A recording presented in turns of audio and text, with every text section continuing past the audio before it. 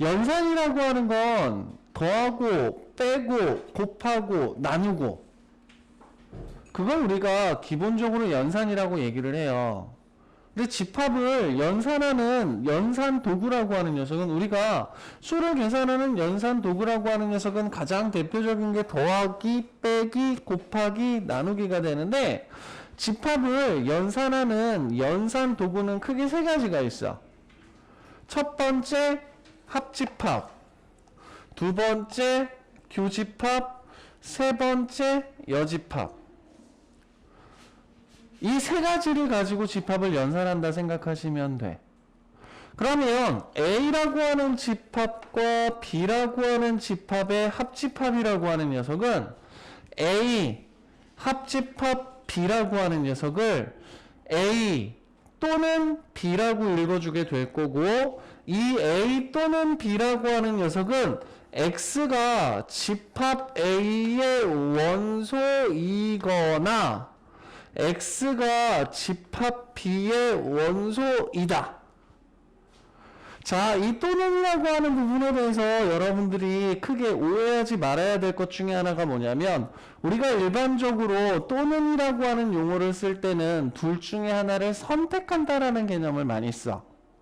그래서 제가 가장 많이 대표적으로 예를 드는 게 뭐냐면, 나 오늘 노래방 또는 PC방을 갈 거야 라고 얘기를 하게 되면, 노래방을 가고 PC방을 안 가도 돼. 그리고 PC방을 가고 노래방을 안 가도 돼. 그런데 노래방을 가고 PC방을 가도 돼. 즉, 또는이라고 하는 용어를 생각을 하실 때는 둘 중에 하나를 선택한다라는 개념을 살짝 버리자. 뭐가 존재하는 경우? A라고 하는 집합과 B라고 하는 집합의 공통되는 부분이 생기는 경우가 생기면, A 합집합 B는 A에만 들어가 있거나 A와 B에 모두 해당되거나 B에만 들어가 있는 원소들을 고르는 작업을 우리가 A 합집합 B라고 얘기를 할게요. 다음 두 번째, A 교집합 B. A 교집합 B라고 하는 녀석을 표현을 하게 되면, 임의의 원소 X라고 하는 녀석이 A의 원소이고 X가 B의 원소이다를 만족시키는, 즉 A의 원소이면서 동시에 B의 원소가 되는 녀석을 우리는 집합 X라고 얘기를 할게요. 그 원소를 담고 있는 집합을 두 집합의 교집합이라고 얘기를 할게요. 그래서 벤 다이어그램 상에서 A라는 집합과 B라고 하는 집합이 존재하고 있을 때, A라고 하는 집합의 원소이면서 동시에 B라고 하는 집합의 원소가 되는 부분을 우리는 두 집합의 교집합이라고 합시다.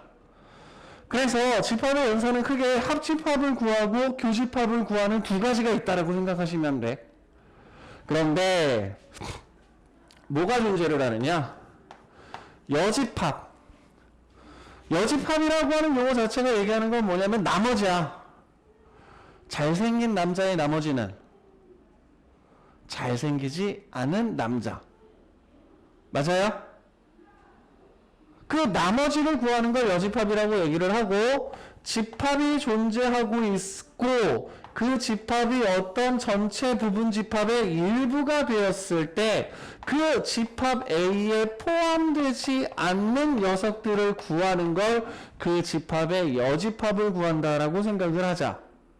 자, 특히 교집합을 구할 때 여러분들이 주의하셔야 될 건 뭐냐면, A라고 하는 집합과 B라고 하는 집합이 존재하고 있을 때 A 교집합 B라고 하는 녀석에 해당되는 게 하나도 없는 경우가 있을 수 있어. 이 경우를 우리가 A 교집합 B는 공집합이다 라고 얘기를 하고, 이때 A와 B는 서로 소라고 얘기를 할게요. 집합 A와 B에 동시에 포함되어 있는 원소가 존재하지 않는 경우를 서로소라고 하자. 이 서로소라고 하는 용어가 조금 헷갈리죠? 왜?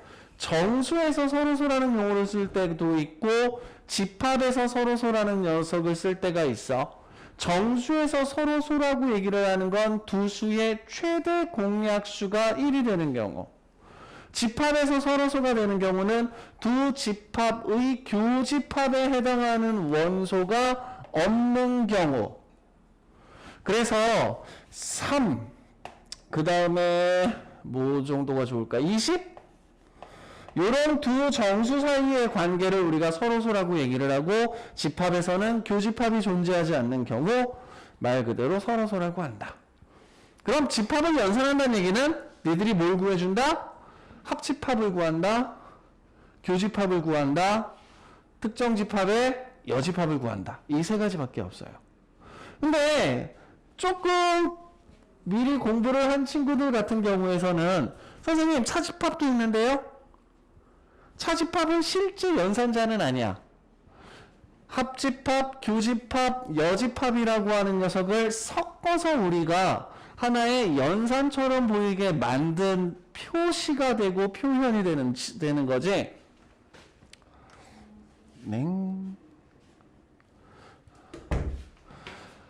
우리가 어떤 두 집합의 차집합을 구하는 거 그 자체를 연산자처럼 생각은 안 해. 선생님 빼는 건데 연산하고 비슷한 것 같아요. 뭐 그렇기는 해. 그런데 그 차집합이라고 하는 녀석을 합집합과 교집합과 여집합이라고 하는 녀석과 구분 지으려고 하는 중요한 이유 중에 하나는 뭐냐면, 여러분들 페이지 23쪽에 개념 3번을 보도록 할게요. 자, 집합을 연산을 할 땐 두 집합 사이, 두 개의 이상의 집합 사이에서 합집합, 교집합, 여집합을 찾는다. 그리고 혹시라도 차집합이라고 하는 부분을 우리가 연산자로 쓰지 않는 중요한 이유 중에 하나는 뭐냐면, 여러분들 교재 23쪽에 보시게 되면 개념 3번에 집합의 연산법칙이라고 하는 부분이 있습니다. 자, 이 집합의 연산법칙이라고 하는 녀석을 편하고 자유롭게 쓸 수 있느냐에 따라서 주어진 도구를 연산자로 볼 수 있다는 거예요. 마음껏 계산할 수 있다라는 얘기가 되는 거야.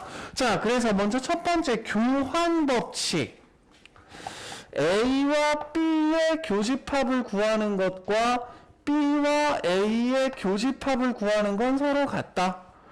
당연하죠, 그쵸? 마찬가지로 합집합이라고 하는 녀석도 똑같은 개념으로 보시면 돼요. 그래서 두 집합의 교집합과 두 집합의 합집합에서는 교환법칙이라고 하는 녀석이 성립한다 정도만 인식하고 계시면 돼. 다음 두 번째 분배법칙. 결합법칙이 돼 있구나. 교집합 B, 교집합 C. 얘는 앞에 거 두 개 교집합을 구한 다음 뒤에 거하고의 교집합을 찾거나, 혹은 뒤에 있는 두 집합의 교집합을 구한 다음 앞에 것과 교집합을 하거나, 합집합 똑같으니까. 다음 세 번째, A 합집합 B 교집합 C. 얘 같은 경우에서는 마찬가지로 여러분들 분배법칙 쓰듯이 생각하면 돼요. 합집합이라고 하는 녀석을 플러스 개념하고 비슷하지만 조금 다르게 개념 잡으라 그랬고, 교집합이라고 하는 녀석은 곱과 비슷하지만 다르게 개념을 잡자라고 얘기를 했어. 그럼 마치 우리가 여러분들이 계산을 하실 때 얘는 곱하기 플러스,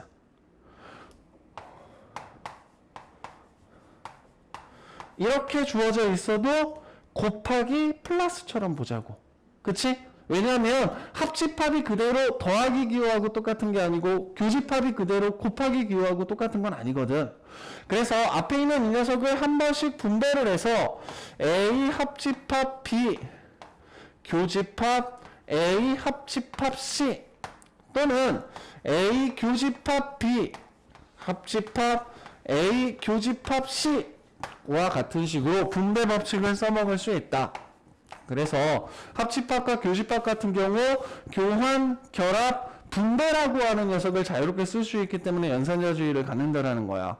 그런데 A 차집합 B나 B차집합 A라고 하는 녀석은 서로 다른 결과가 될 수 있어. 그리고 A 차집합 B 합집합 C라고 하는 녀석을 A 차집합이라고 하는 녀석을 분배해서 주어진 녀석을 정리해야지, 혹은 차집합을 공통으로 묶어서 정리해야지 라고 생각하면 안 돼. 그래서 집합의 연산에서는 먼저 첫 번째 합집합, 교집합, 여집합이라고 하는 녀석을 이용을 해서 우리가 교환, 결합, 분배 법칙을 쓸 수 있다. 이 정도만 개념 잡으시면 돼. 그리고 이 녀석들을 가지고 우리가 두 가지 중요한 사실을 언급할 거예요. 그게 뭐냐? 여러분들 넘어가셔서 여집합에 대한 얘기를 한 다음 두 가지에 대한 얘기를 좀 한번 해보도록 할게. 자, 24쪽에서 보시게 되면 여집합과 차집합이라고 하는 개념이 나타나게 되는데요. 먼저 여집합이라고 하는 녀석은 집합이 주어져 있을 때 그 안에 특정 하나의 집합에 대해서 그 녀석의 나머지를 찾는다. A의 여집합을 찾는다라고 하는 건 A라는 집합의 나머지를 찾는다라고 생각하시면 되고, 그때 이 녀석의 표기를 A의 여집합이라고 위에다가 작은 글씨로 C를 써주시면 됩니다. 그쵸? 자, 그래서 이 여집합을 구하는 부분들이 되고, 차집합이라고 하는 녀석은 두 개의 집합이 주어져 있어. 두 개의 집합을 벤 다이어그램을 그렸을 때 이 부분에 대한 얘기를 조금 한번 해보자. 즉 A에만 포함되어 있는 부분을 얘기하고 싶은 거거든. 그러면 이때 먼저 이 녀석의 표기를, 그럼 A라고 하는 집합에서 A와 B의 공통 부분에 해당하는 부분을 뺀다라고 생각하면 되게 개념이 간단하잖아. 그치? 무슨 말인지 이해돼? 우리가 A와 B라고 하는 두 집합 사이에서 A에만 포함되어 있는 원소를 골라내는 작업을 한다라고 하면 A라고 하는 집합에서 A와 B의 공통 부분에 해당하는 부분만 뺀다라고 생각하면 편하다는 거야. 그치? 그래서 떼기라고 하는 표기로 얘를 이렇게 나타냈단 말이야. 근데 길잖아. 그치? 그래서 이 부분을 이렇게 바꿀 거야. 야, 그럼 우리 이 표기를 A에서 A와 B의 교집합에 해당하는 부분을 뺀다라고 생각하지 말고 그냥 A에서 B를 뺀다고 인식하자. A에서라고 하는 얘기는 우리가 A만 보겠다는 얘기인 거잖아. 그치? 집합 A에 있는 원소들 가운데 A와 B의 공통 부분을 뺀다라는 개념보단 그냥 A에서 B에 해당하는 부분을 빼버리자. 그럼 실질적으로 이와 같이 표현되어야 하는 것이 정확한데 얘를 그냥 A에서 B에 해당하는 부분을 빼자. 그리고 이러한 연산을 우리가 차집합을 구한다라고 약속 지어버린 거야. 그런데 얘는 연산자가 아니라 그랬거든. 그치? 우리가 연산자라고 얘기를 하는 건 교집합, 합집합, 여집합으로 꾸며지는 게 연산자야.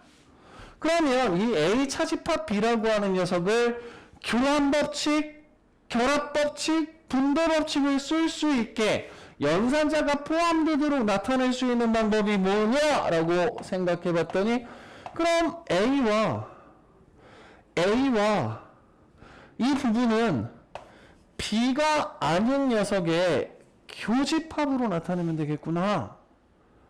그래서 앞으로 여러분들은 이 차집합이라고 하는 부분을 접근을 하실 때는 A 차집합 B로 나타나는 녀석은 A와 B의 여집합의 교집합으로 바꾸어 놓고 접근을 하실 거예요. 연산 자체는. 혹은 A와 B의 여집합의 교집합으로 나타나는 집합은 A 차집합 B라고 하는 표기로 그 집합 사이에서 구해야 되는 원소들의 개념을 잡아주실 거예요. 그래서 여러분들 24쪽에 개념 4번, 3번 괄호 차집합이라고 하는 녀석 옆에다가 A 차집합 B는 A 교집합 B의 여집합으로 바꿔 쓴다. 요거 하나 정리해 주시고 여러분들 집합 계산을 하실 때 차집합으로 나타나는 녀석을 얘로 바꾸는 부분에 대해서 자꾸 신경 써주면서 봐주시길 부탁드릴게요. 자, 먼저 대표형 2번 보시게 되면 전체 집합의 두 부분 집합에 대하여라고 되어 있어. 자, 그러면 이와 같이 어떤 특정한 집합에 대해서 조건 제시법으로 주어져 있는 경우 그 조건 제시법 안에 들어가 있는 원소를 직관적이고 정확하게 나타내는 방법은 원소 나열법입니다. 그래서 제일 먼저 해볼 건 첫 번째 12 이하의 자연수라고 얘기를 했으니까 1, 2, 3부터 시작해서 11, 12를 써놓는 게 가장 직관적이겠죠.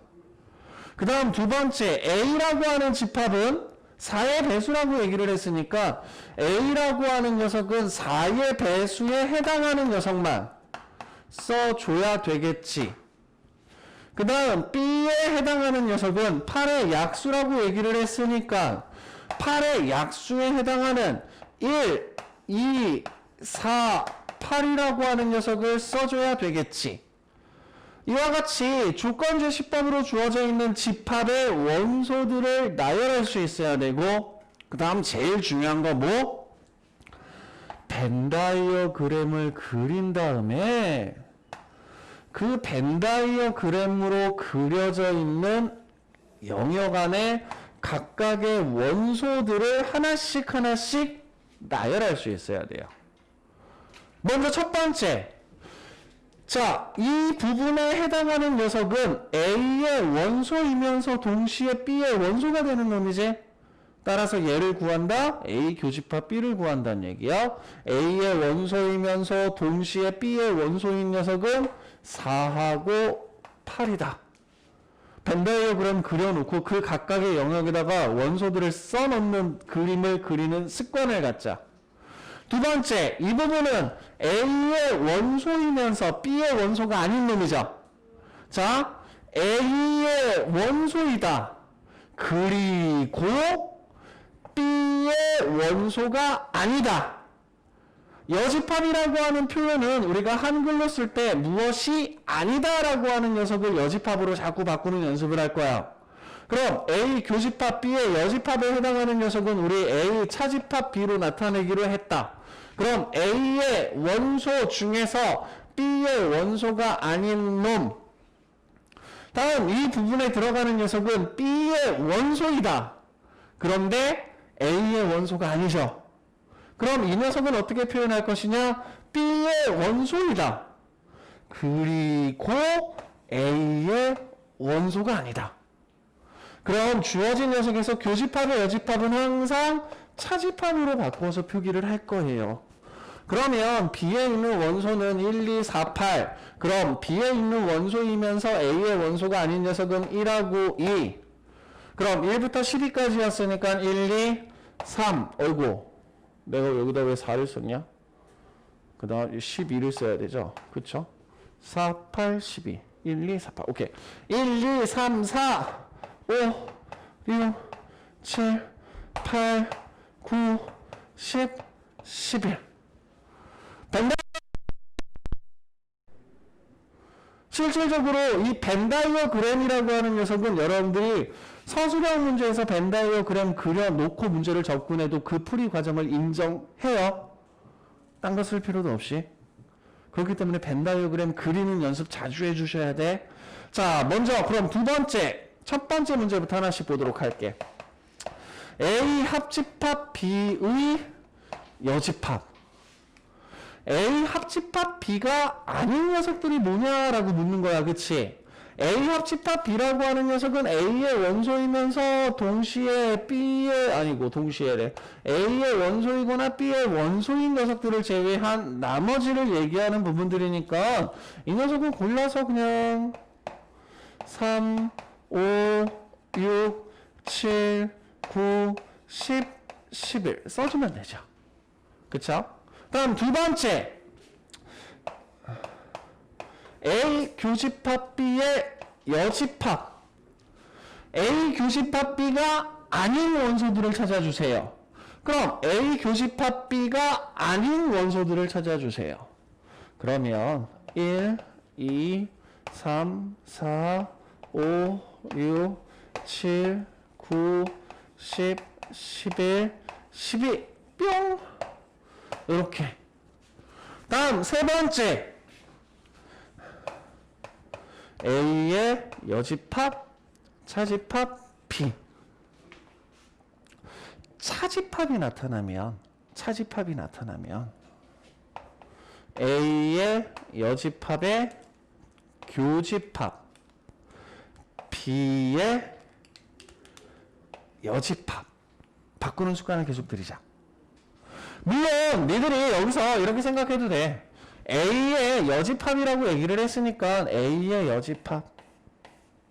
벤다이어그램 상에서 직접 보는 것도 괜찮아요. A의 여집합.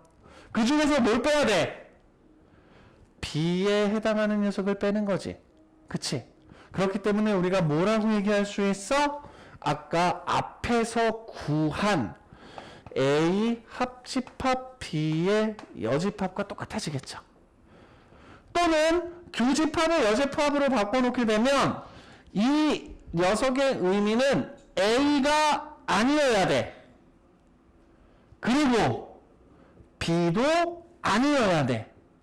그럼 A가 아니면서 동시에 B도 아닌 녀석은 A 합집합 B의 여집합에 해당하는 부분이 돼버리겠죠. 그쵸? 요거 읽어주시면 돼요. 다음 네 번째. B의 여집합의 차집합, A의 여집합. 자,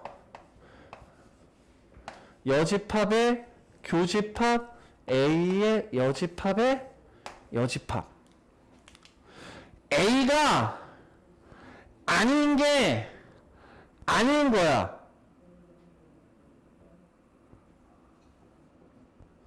뭐예요, 그럼? 부정하고 있어. 그치? A가 아닌 게 아닌 거야. 부정하고 있어. 그럼 그 얘기는 뭘 얘기하고 있는 거예요? 교집합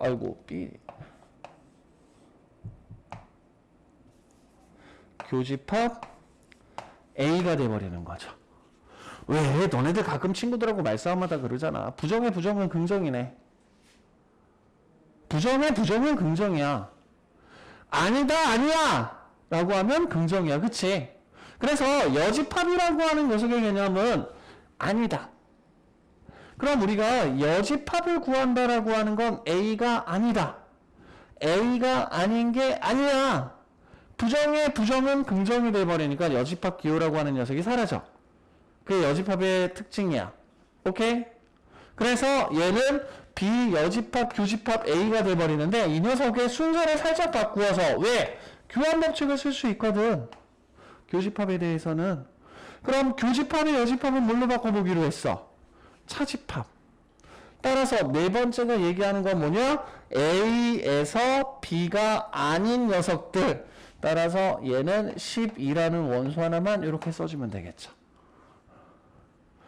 요 차집합 통해서 나타나는 부분들을 좀 바꿔보는 연습을 조금 잘 해주셔야 돼요. 오케이?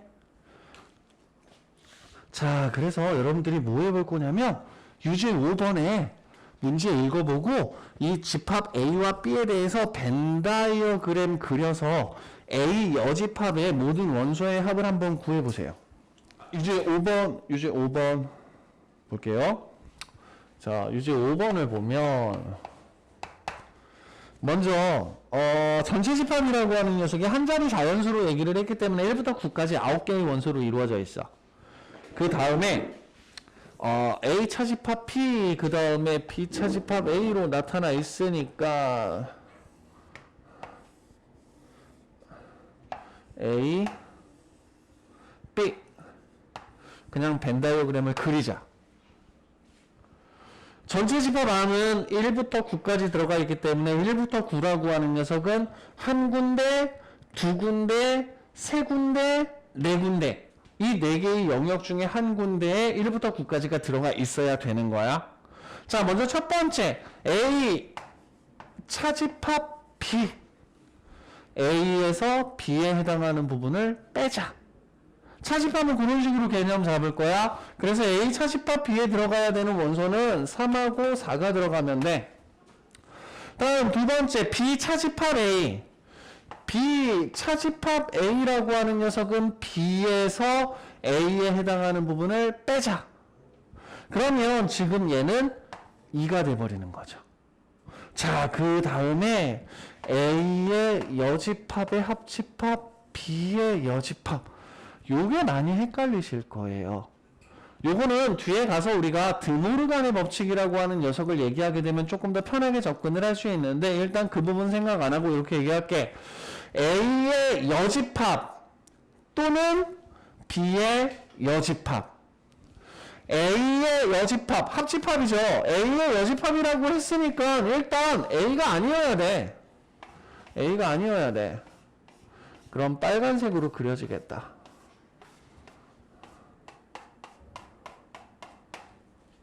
그 다음 B의 여집합 초록색으로 그려보자.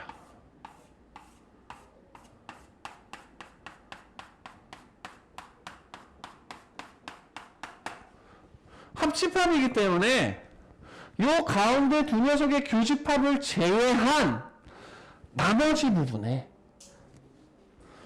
1, 2, 3, 4, 5, 9가 들어가 있다는 얘기예요. 그러면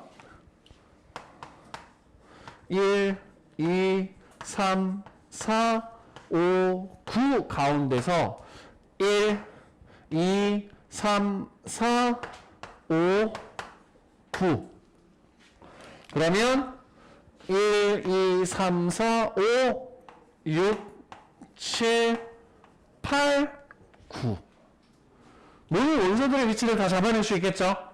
벤 다이어그램으로 접근하세요. 그래서 A 여집합의 모든 원소의 합을 구하라 그랬으니까 2하고 1, 5, 9라고 하는 녀석의 합을 구해주면 되겠네. A가 아닌 녀석만 구해주면 돼요. 그래서 답은 17이 돼버려요. 이해돼요?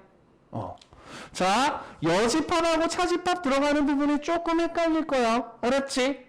자, 그럼 넘어가서 대표 유형 3번 보도록 할게. 자, 대표 유형 3번 문제 한번 읽어보세요. 뭐라고 되어 있느냐? 자, A라고 하는 집합이 2, 5, 그 다음 A제곱 더하기 2A. 여기까지는 쉬워.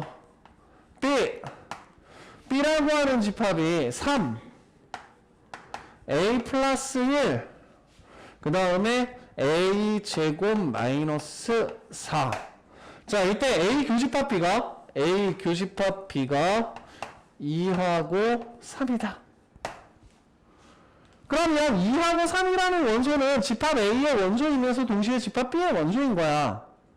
그런데 A에는 2하고 5가 들어가 있고 A제곱 더하기 2A라고 하는 모르는 값 하나가 들어가 있고, B에는 3하고 A 플러스 1하고 A제곱 마이너스 4라고 하는 아는 값 하나와 모르는 값 두 개가 나타나 있어. 그럼 2와 3이라고 하는 녀석이 주어진 집합의 원소이니까 이 경우에는 너희들이 딱 한 가지만 확인하면 되지. 뭐? A 제곱 더하기 2A가 3이 되는 경우 한 가지만 확인하면 되지. 선생님 밑에 아니지. 얘가 2가 되고 얘가 2가 되는 경우를 따지는 게 아니라 이 경우에는 요 a제곱 더하기 2a라고 하는 녀석이 3이 되는 한 가지만 확인하면 되죠.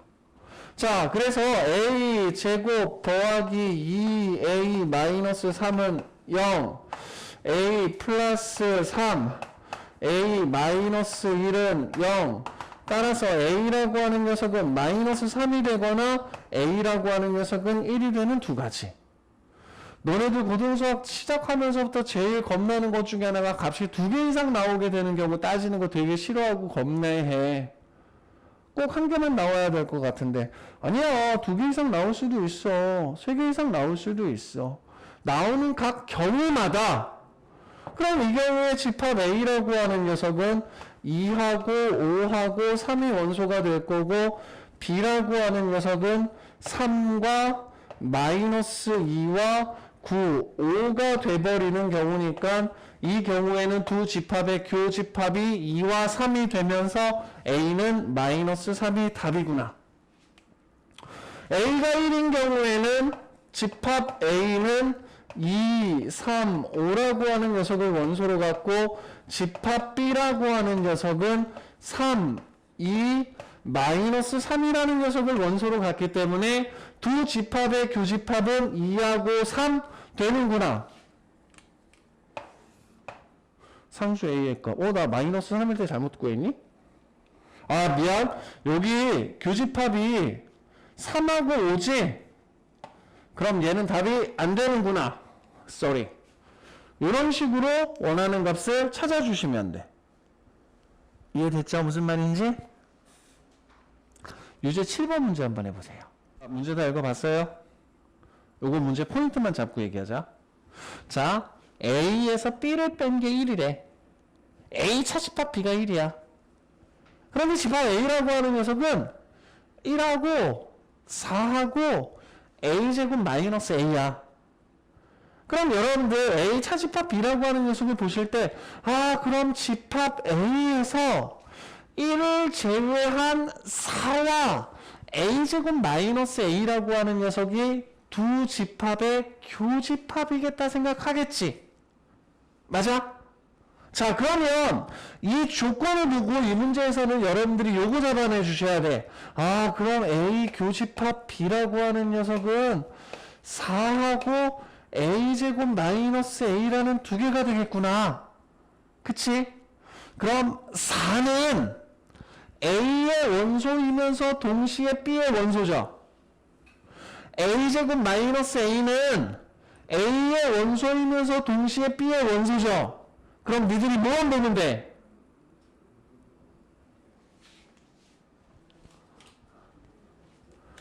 A 마이너스 3하고 A 플러스 1 두 개 중에 4가 되는 경우만 따지면 되지.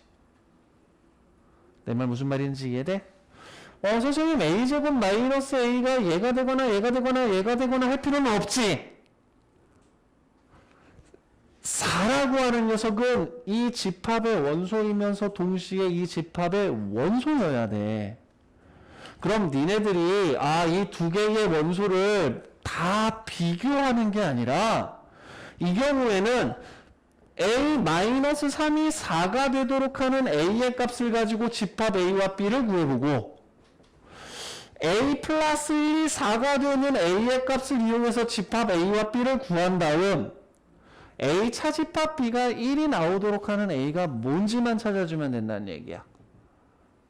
더 안 풀어줘도 해볼 수 있겠어? 오케이? 비교할 때 핵심이 되는 거 한 가지, 두 가지가 뭔지 찾자. 알았죠? 자, 그러면 먼저 다시 우리 앞으로 넘어와서 23쪽으로 좀 살짝 넘어가도록 할게요. 요거 7번 메모할 거 메모해 놓으시고 23쪽으로 넘어오도록 할게.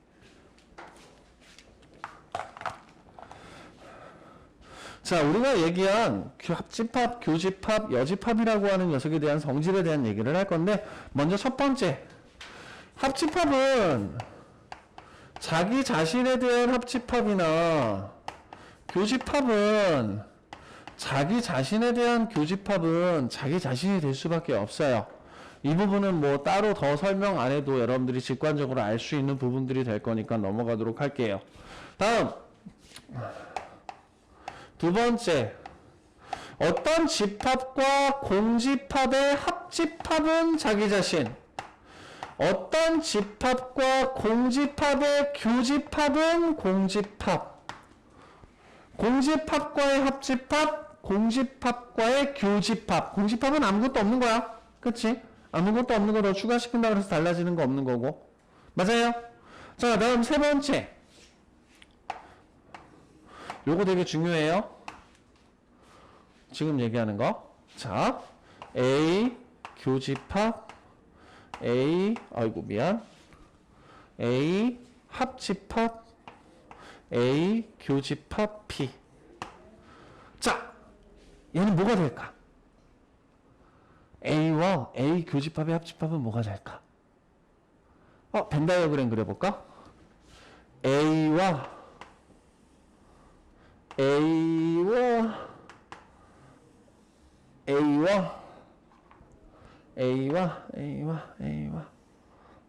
그 다음 A 교집합 B의 합집합은 뭐가 될까? A가 되죠. 그쵸?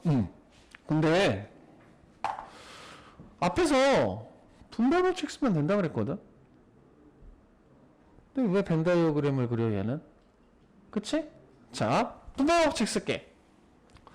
A 합집합을 한 번씩 나누어주자. 뿅뿅. 그래서 얘는 A 합집합 A의 교집합 A 합집합 B가 돼버려.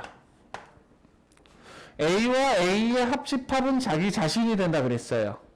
그래서 우리는 A와 A 합집합 B라고 하는 녀석을 찾았어. A와 A 합집합 B의 교집합은 뭐가 될까? 벤 다이어그램 그려볼까? A와 B의 합집합에서 A하고의 교집합을 얘기하면 A야. 그치? 이상하다. 분배 방식 한 번 더 쓸게. 그럼 얘를 한 번씩 나누어 줄 거야. A 교집합 A 합집합 A 교집합 B. A 교집합 A는 A B A 교집합 B. 첫 번째 나왔던 식과 마지막에 나온 식은 서로 어때요? 똑같죠? 가운데 있는 녀석은 다르죠? 그런데 얘는 분배 법칙을 쓰면 계속 이 둘이 왔다 갔다 해요. 아까 우리가 벤 다이어그램 통해서 예쁘게 A라고 얘기를 해놨는데 벤 다이어그램을 통해서 보지 않으면 저 녀석이 A가 되는지 몰라. 그래서 예전에는 이 녀석을 뭐라고 불렀냐면 흡수 법칙이라고 불렀어. 요거 알아차는 게 힘들어. 그럼 선생님 이 흡수 법칙이라고 하는 녀석을 보게 되면 어떻게 해야 되나요? 첫 번째, A와 A 교집합 B의 포함 관계를 보자. A 교집합 B는 A의 부분 집합이죠. 그쵸? 그럼 A와 그 A에 포함되어 있는 녀석과의 합집합은 A가 될 수밖에 없죠. 맞아? 무슨 말인지 이해돼? 자, A가 이렇게 그려져 있어. 그런데 그 안에 A 교집합 B가 들어가 있는 거야. 뭐 전체가 될 수도 있고 A 교집합 B가. 그치? 그런데 A 안에 A 교집합 B는 들어가 있어. 그럼 이때 두 집합의 합집합은 뭐가 되겠어? A가 되는 거지. 두 녀석의 포함 관계를 봐야 돼. 이거 집합의 연산에서 제일 어려운 부분이에요. 왜? 니들이 문제에서 두 집합 사이의 포함 관계라고 하는 걸 눈치채기가 어렵거든. 자, 마찬가지로 A라는 녀석은 A 합집합 B의 일부야. 그러면 A 합집합 B라고 하는 녀석이 A보다는 조금 클 거거든? 그 안에 A라는 녀석이 들어가 있는 거야. 그럼 두 녀석의 공통으로 포함되는 부분은 얘니까 얘는 A가 돼버려. 그래서 이 첫 번째 녀석하고 이 두 번째 녀석들 같은 경우에서는 우리가 연산 법칙으로 주어진 녀석을 간단하게 정리를 못해요. 두 집합의 포함 관계라고 하는 녀석을 파악할 수 있어야 정리가 돼요. 그래서 얘를 우리는 집합의 흡수 법칙이라고 얘기를 해요. 23조 개념 2번에 3번 동그라미에다가 별표 하나 세게 써주세요. 그럼 이 녀석하고 뭐하고 여러분들이 연결시켜 주실 수 있으면 되느냐?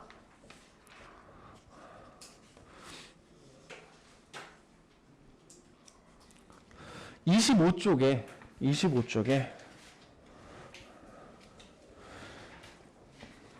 개념 5번 밑에 있는 참고에 해당하는 부분과 연관시켜 주시면 돼요.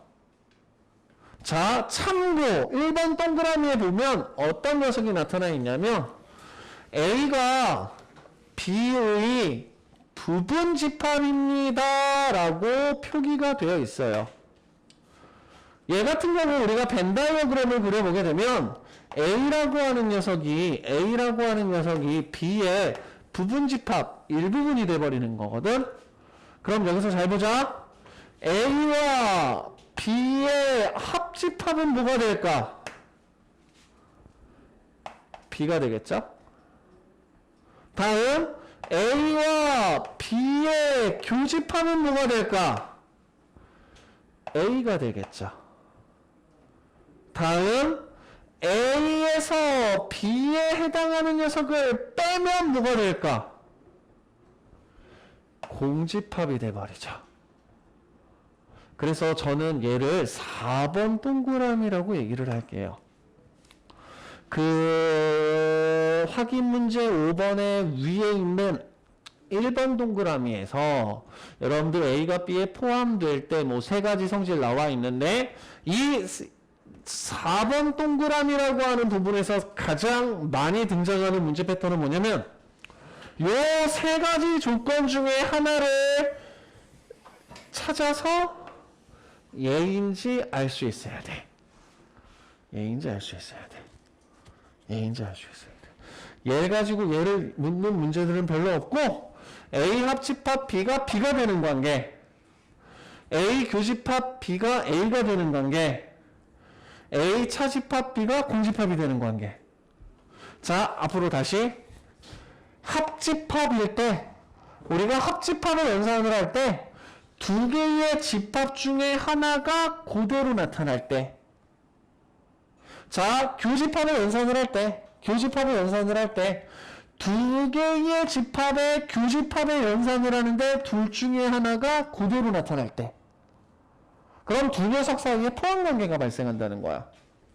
자, 합집합을 연산을 할 때 A라고 하는 녀석과 B라는 녀석의 합집합을 구했는데 그대로 둘 중에 하나가 나타날 때, 아, 이 녀석이 얘에 포함되어 있겠구나. 자, 교집합을 연산을 할 때 그 두 개의 집합 중에 하나가 그대로 나타날 때, 아, 이 녀석이 얘가 포함되어 있구나. 차집합이 공집합이 돼버린다는 얘기는 개념상으로 쉽죠. A가 안에 들어가 있거든. B가 얘네들 밖에서 감싸고 있거든.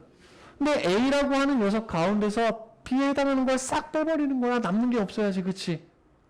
이해돼? 세 번째, 네 번째, 이 녀석 중요하게 잘 기억하고 계셔야 되는 부분이에요. 알았지? 자, 그러면 미안해, 오늘 저기 갑자기 이래저래 정신없는 일들이 조금 많이 생겨가지고 30쪽으로 넘어가도록 할게요.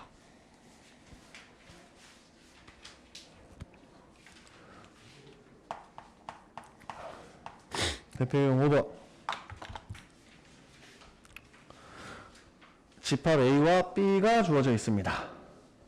집합 A, B는 건 어때요, 지금? A가 B에 포함되어 있죠. 그쵸? 자, 먼저 첫 번째 A 합집합 X가 X래. 합집합을 연산하고 있는데 두 개의 집합 중에 하나가 그대로 결과가 나왔어. 이 얘기는 무슨 얘기야? A가 X에 포함되어 있구나. 이거 헷갈리시면 안 돼요. 알았죠? 자, 다음 두 번째.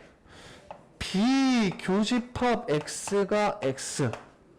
자, 두 집합의 교집합을 연산하고 있는데 둘 중에 하나가 그대로 나왔어. 그 얘기는 X가 B의 부분집합이구나.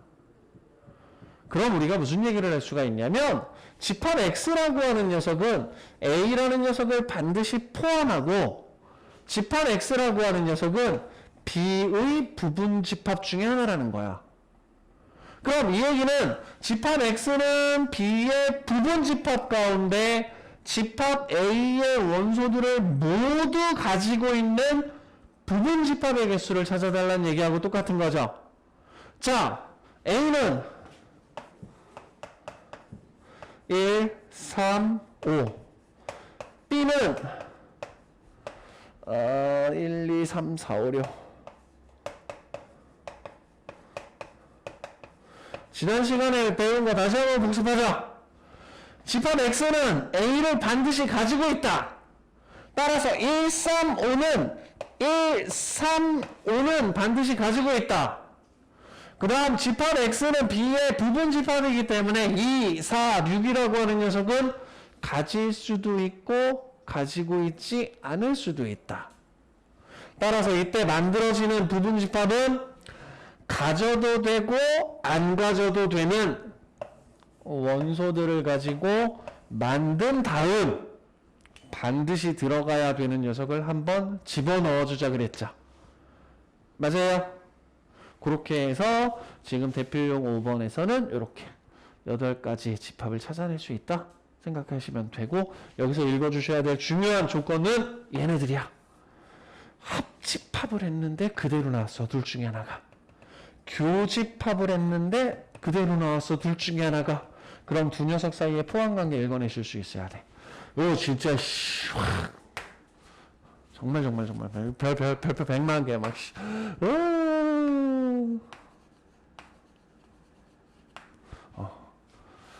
은하수만큼 깔아 놓으셔도 상관없는 내용들이 돼버립니다. 여기까지 이해됐어요? 요거 잘 기억해 주세요. 좋아. 자, 그럼 두 가지 내용만 더 얘기하자. 다시 한번 앞에 거 얘기할게요. 우리가 집합을 연산한다라고 하는 건 기본적으로 세 가지야.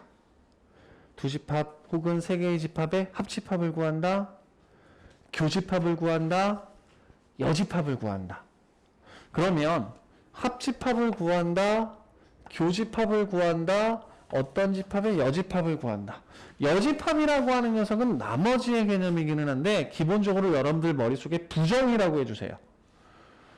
90점 이상의 부정은 뭐예요? 90점 이상이 아니다야. 예쁘다의 부정은 뭐예요? 못생겼다가 아니야? 부정을 한다라고 얘기를 할 때는 예쁘다의 부정은 이제부터 우리는 예쁘지 않다야. 키가 크다의 부정은 키가 크지 않다야. 키가 180 이상의 부정은 키가 180 이상이 아니다. 그럼 이상이 아니다라고 하는 걸 뭘로 바꿔 쓸 수 있을까? 뭘로 바꿔 쓸 수 있을까? 미만으로 바꿔 쓰면 되는 거죠. 그쵸? 너네들이 명제 들어갈 때까지 첫 번째 신경 쓰면서 자꾸 바꿔야 할, 왜 이렇게 말을 못하네, 바꿔야 할 표현 습관 중에 하나가 뭐냐면 부정을 구한다. 3의 배수, 부정을 구한다. 3의 배수가 아니다. 짝수, 부정을 구한다. 짝수가 아니다. 그런데 우리 짝수가 아닌 수를 뭐라고 부르죠? 홀수. 바꿔 쓸 수 있는 명확한 표현이 뭐가 되는지 생각할 거야. 오케이? 자, 그러면 여집합을 구할 거야. 그치? 그리고 이 합집합, 교집합, 여집합이라고 하는 세 가지 연산자가 중요한 이유 중에 하나는 뭐냐면 교환법칙, 결합법칙, 분배법칙을 쓸 수 있다 그랬어.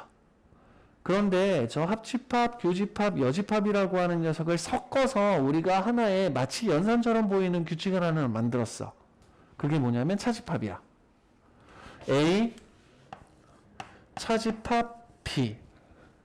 이 A 차집합 B라고 하는 녀석은 실제 연산자는 아니에요. 그래서 얘네들을 계산하거나 얘네들을 찾아내실 때는 우리가 계산 규칙으로는 교집합의 여집합으로 바꿔보겠다라는 거야. 오케이? 그럼 얘와 비슷하게 우리가 하나의 법칙을 만들었는데 그걸 드 모르간의 법칙이라고 얘기를 합니다. 자, 드 모르간의 법칙.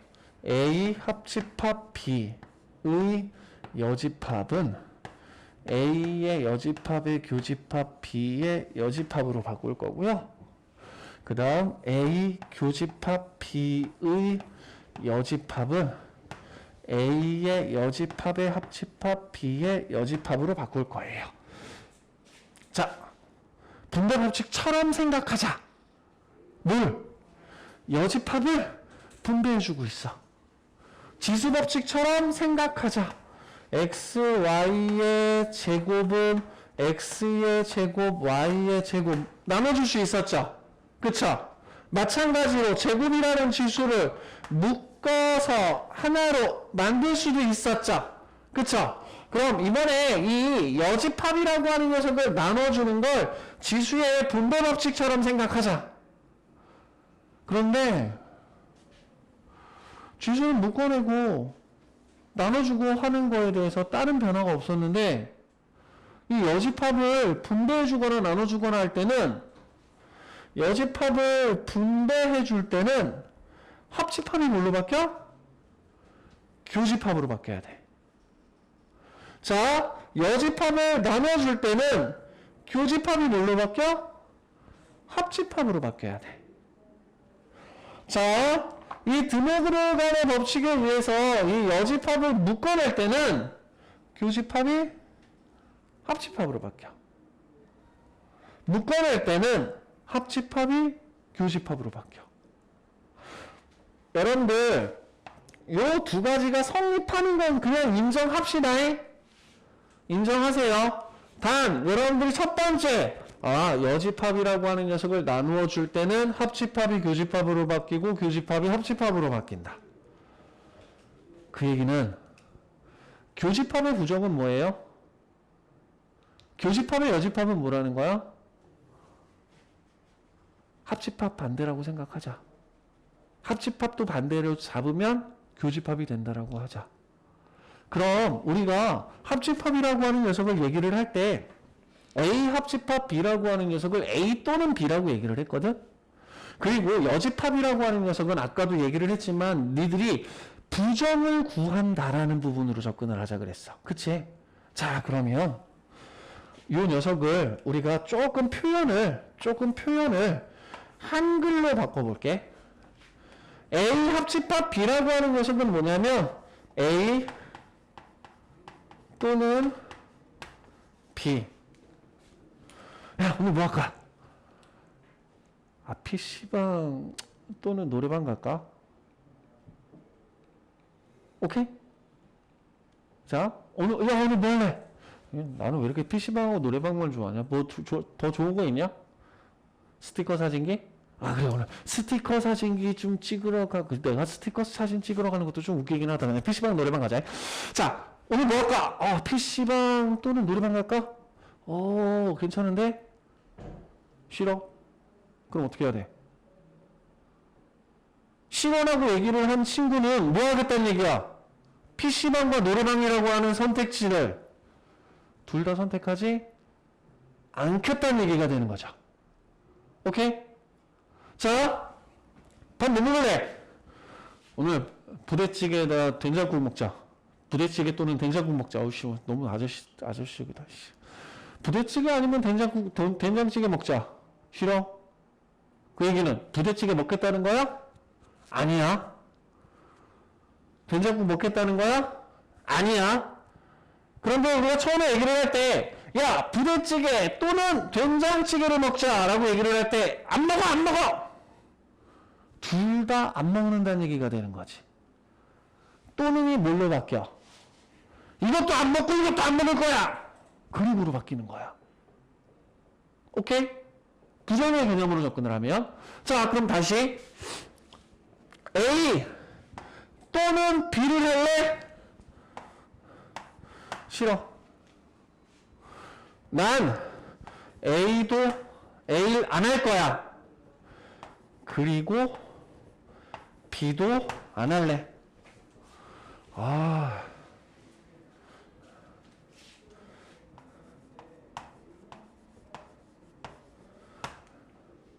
A 그리고 B.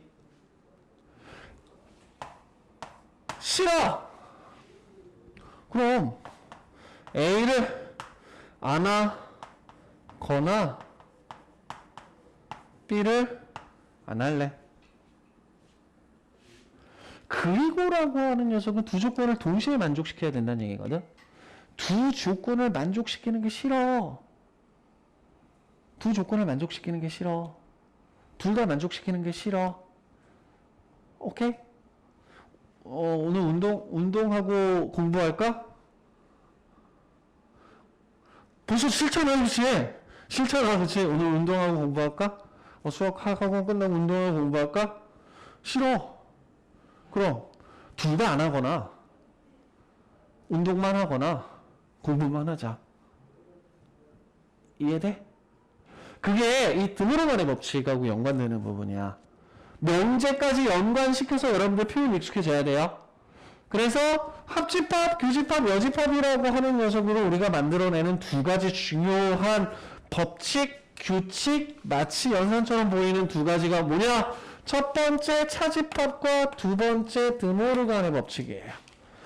이 드모르간의 법칙이라고 하는 녀석하고 차집합을 연습하실 때 먼저 첫 번째 차집합은 교집합의 여집합. 그 다음 드모르간의 법칙은 부정의 개념을 살짝 집어넣자. 아직까지 익숙하지 않을 수 있어? 어차피 명제에서 다시 한번 언급하게 될 거야. 아니다! 무엇이 아니다! A 합집합 B의 여집합을 구한다. 여집합 나눠줄 거야!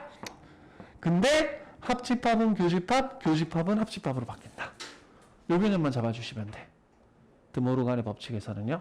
자, 그래서 여러분들 31쪽에 개념 1번을 보시게 되면 드모르간의 법칙이라고 해서 첫 번째 동그라미와 두 번째 동그라미에서 합집합이 교집합으로 바뀌고 교집합이 합집합으로 바뀌는 거 나와 있어요. 그리고 그 밑에 보면 벤 다이어그램으로 주어진 녀석이 성립하는 걸 실제 보여주고 있어요. 요거 익숙해지세요. 자, 넘어갑시다. 자, 집합의 원소의 개수.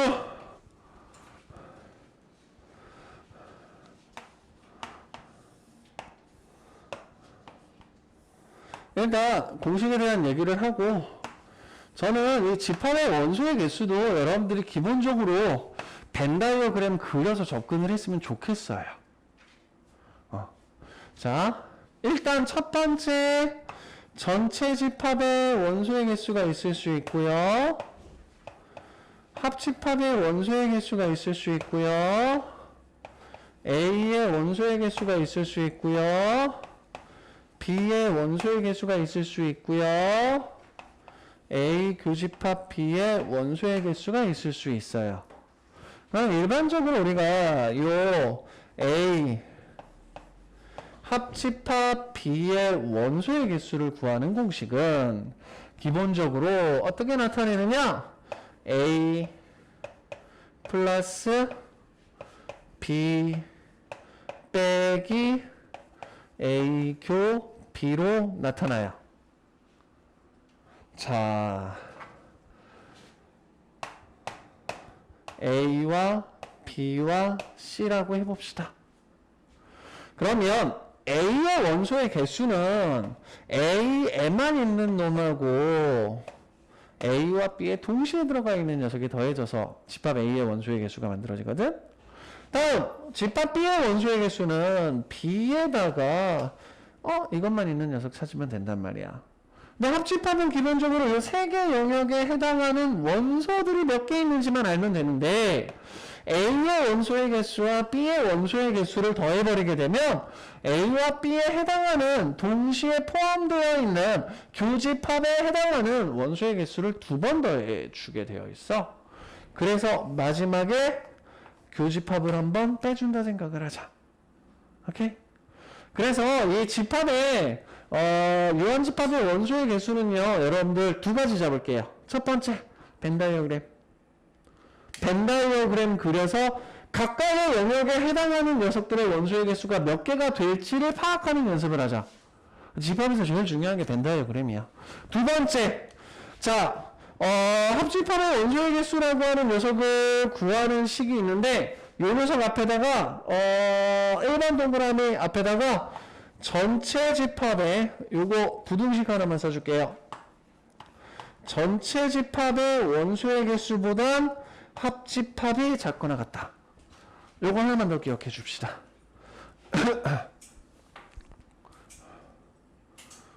벤 다이어그램하고 요 식 하나만 잘 잡아주시면 돼. 그리고 앞에서 얘기한 차집합 드모르간의 법칙에 의한 좀 복잡한 형태로 나타나는 녀석들 잡아주시기만 하면 돼.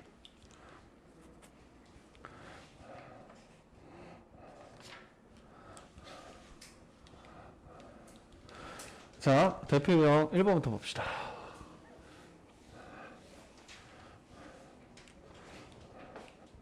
먼저 A 교집합 대표 유형 1번 보시게 되면 A 교집합 B, 그 다음에 합집합 A 합집합 B의 여집합, 그 다음에 여집합 요렇게 나타났네요. 복잡해. 일단 먼저 첫 번째 뒤에 있는 거 먼저 처리할게. 왜냐면 이 여집합이 조금 겹쳐 있거든, 그치?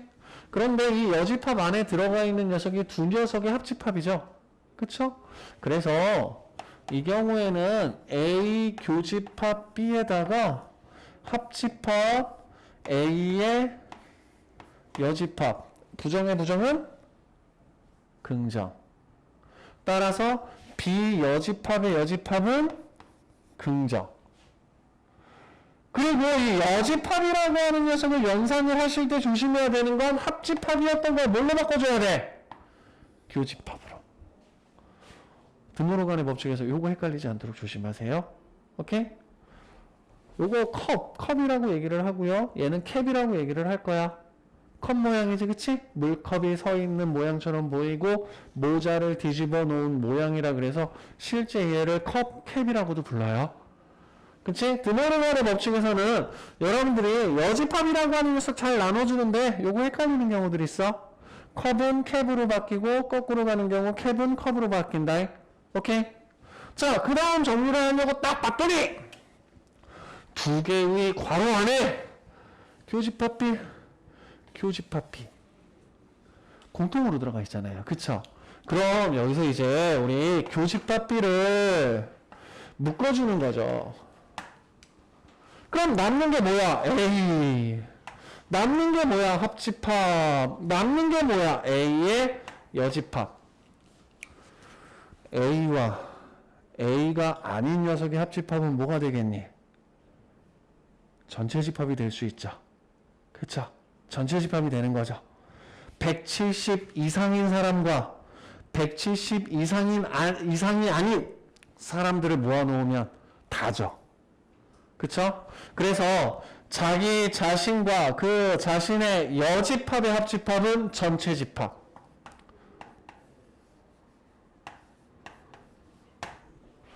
잘 봐. 전체 집합과 B라고 하는 녀석의 관계를 보시게 되면 B는 전체의 일부분이에요. 그렇기 때문에 이 경우는 B, 교집합이니까. 이해됐어요? 적절하게 잘 써먹을 수 있어야 돼. 자, 다음 두 번째 문제 볼게.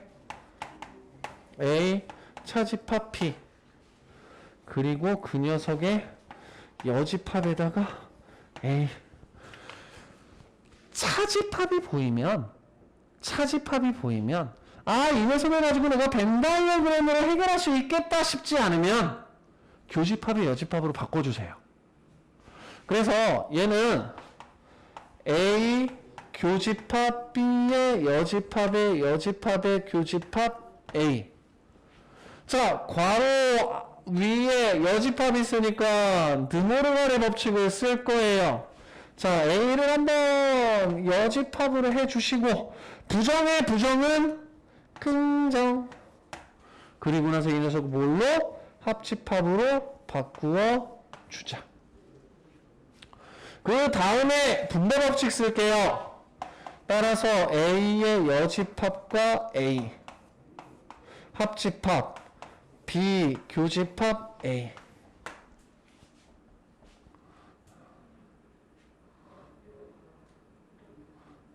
자, A와 그 여집합의 교집합은 뭐가 될까? 내 남자친구는 180 이상이면서 180 미만이면 좋겠어. 내 여자친구는 167 이상이면서 167 미만이면 좋겠어. 말이 돼, 안 돼? 말은 돼. 그거에 해당하는 사람이 있어, 없어? 없어. 그치? 그래서 A와 그 여집합의 합집합은 전체집합이 되고 A와 그 여집합의 교집합은 공집합이 돼버리면서 공집합은 모든 집합의 부분집합이죠. 그쵸? 그래서 얘는 A 교집합 B라는 녀석으로 간단하게 나타낼 수 있다. 찾아주시면 됩니다. 차집합 다루는 부분하고 드모르간의 법칙 다루는 부분 조금 조심해 주세요. 그리고 드모르간의 법칙이라고 하는 녀석은 여러분들 나중에 뒤에 명제 가서 또 다루게 되는 부분들이 돼버리니까 연결 잘 시켜주시고 35쪽으로 넘어가서 유함집합의 원소의 개수 구하는 부분에 대한 얘기를 먼저 조금 할게. 말로 나와 있는 부분들이라 조금 앞에 걸 먼저 할까 뒤에 걸 먼저 할까? 앞에 거 먼저 하자. 대표형 2번 먼저 보자. 자, 대표형 2번.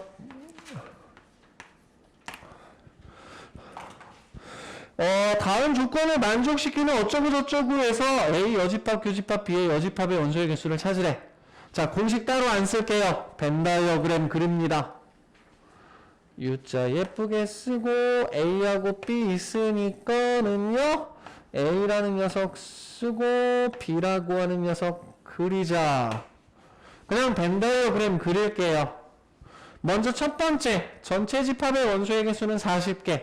하나, 둘, 셋, 넷, 4개 영역에 들어가 있는 원소의 개수의 합은 40. 두 번째 A는 17. B는 20. A 교집합 B는 13이라고 되어 있죠.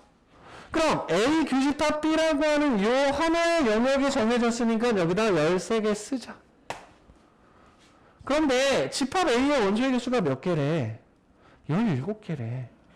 그럼 이 안에 들어가 있는 게 17개래. 그럼 여기 4개밖에 없겠네. 집합 B의 원소가 20개래. 집합 B는 이 부분에 들어가 있는 녀석이래. 20개, 얘하고 얘 포함되는 게 20개니까 7개. 각각의 영역에 몇 개씩 있는지 그려서 체크하는 연습을 좀 해줘. 공식을 쓰려고 하지 말고. 자, 그리고 나서 뭐 구하라 그랬느냐? A의 여집합의 교집합, B의 여집합. 아, 여집합에 대한 교집합 되게 헷갈리는 부분인데 이 녀석 우리 드모르간의 법칙을 이용을 해서 여집합을 묶어내면 A에서 여집합 묶어냈고 B에서 여집합 묶어냈고 교집합은 합집합으로 가면 되니까 A 합집합 B의 여집합. 오! 찾으라고 하는 건 뭐야? 이 녀석의 원소의 개수 찾아달래. 합집합의 원소의 개수가 뭔데? 24개잖아. 그쵸? 따라서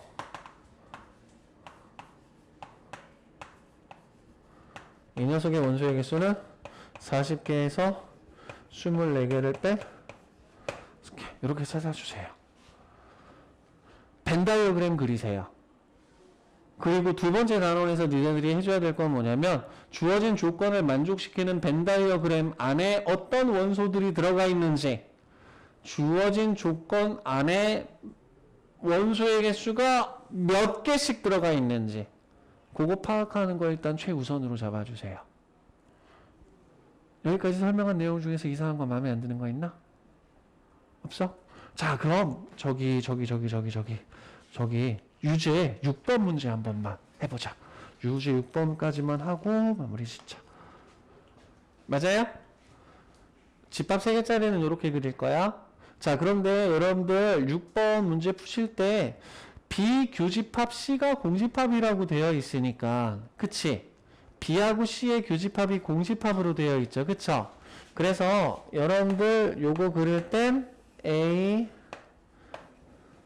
B,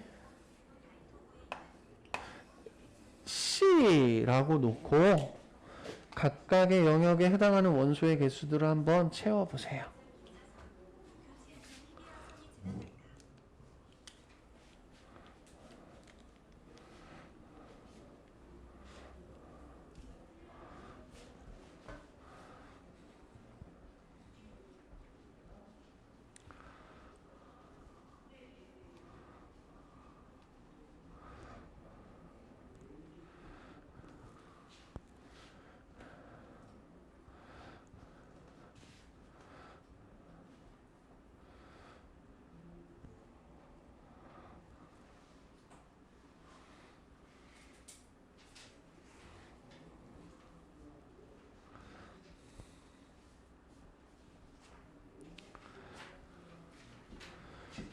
A 교집합 B의 원소의 개수는 모두 몇 개니?